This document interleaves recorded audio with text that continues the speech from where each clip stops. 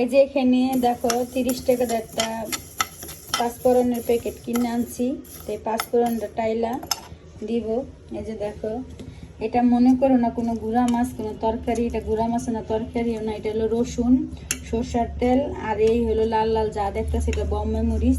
আমি রসুন বোম্বাই মরিচের একটা আচার বানাবো। তো এখানে আমি তোমার 250 গ্রাম রসুন নিছি, আর 8টা নিছি, বোম্বাই মরিচ নিছি, নিয়ে তারপরে আমি সরষের তেল দিয়ে এটা মাখাইয়া রাখছি। আর এই যে পাঁচফোড়নটা ভাজা হইলে এটা মনে করো ব্লেন্ডার করে দিতে পারো, হাতে বাইটা দিতে পারো। পরে আমি এটা একখানি করে পরে এটা একটা আচার বানাবো। এই যে এখানে পরিমাণ মতো লবণ দিয়ে দিলাম। এই রসুনের আচারটি বেশি লাগে না, আপনার 2-3টা বলক দিলেই হয়ে যায়।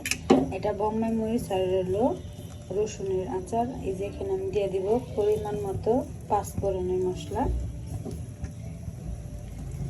পরে এটা দিয়ে আমি একটা বরুনি করে রাইখা দিব।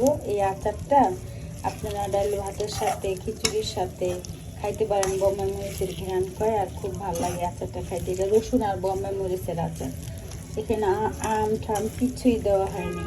আপনারা এইভাবে করে বানিয়ে খাই না। এখন রসুনের দাম কম, আপনারা রসুন বোম্বাই মরিচ চাই না, এরকম করে বানিয়ে খাইতে পারেন। রসুনটার আমি হালকা একটা ছেঁচাটা নিচে একটু সরষে বাইটা একদিন একটু রোদে রাখছিলাম, ওইটা দেখাইনি। এইভাবে করে আপনারা বানাবেন। এই যে দেখো আপুরা ভাইয়ারা, আমার আচার কমপ্লিট। রসুন বোম্বাই মরিচের আচার কমপ্লিট। এটা তোমরা বানিয়ে রাইখা দিতে পারো, 1 বছর 6 মাস রাইখা দিতে পারো। তো এই যে দেখো এই আচারটা আমার হয়ে গেছে। এইভাবে করে তোমরা বানাই খাইবা। সবাই ভালো থেকো, সুস্থ থেকো। আল্লাহ হাফেজ।